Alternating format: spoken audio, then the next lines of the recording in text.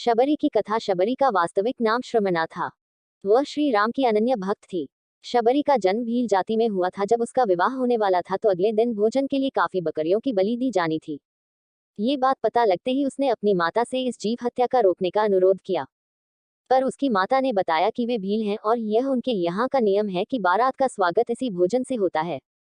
वह ये बात सहन नहीं कर सकी। शबरी नहीं चाहती थी कि उसके कारण इतने सारे जीवों की हत्या हो, अतः वह चुपचाप रात के समय घर छोड़कर जंगलों की ओर निकल पड़ी।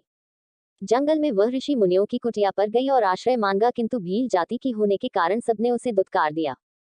आखिर में मतंग ऋषि ने उसे अपने आश्रम में रहने के लिए आश्रय दिया। शबरी अपने व्यवहार और कार्य घटाव कुशलता से सभी आश्रमवासियों की प्रिय बन गई।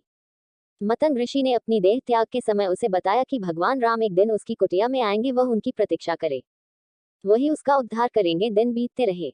शबरी रोज सारे मार्ग और कुटिया की सफाई करती और प्रभु राम की प्रतीक्षा करती। ऐसे करते करते वह बूढ़ी हो चली, पर प्रतीक्षा करना नहीं छोड़ी, क्योंकि गुरु के वचन जो थे। शबरी ने सारा जीवन श्री राम की प्रतीक्षा की। अंत में शबरी की प्रतीक्षा खत्म हुई और भगवान श्री राम अपने छोटे भाई लक्ष्मण के साथ माता सीता की खोज करते हुए मतंग ऋषि के आश्रम में जा पहुंचे। शबरी ने उन्हें पहचान लिया।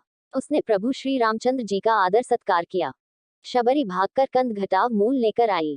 कंदघटाव मूलों के साथ वह कुछ जंगली बेर भी लाई थी। कंदघटाव मूलों को उसने भगवान को अर्पण कर दिया, पर बेरों को देने का साहस नहीं कर पा रही थी। कहीं बेर खराब और खट्टे न निकले, इस बात का उसे भय था।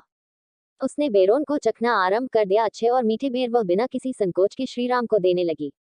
श्रीराम उसकी सरलता पर मुग्ध थे।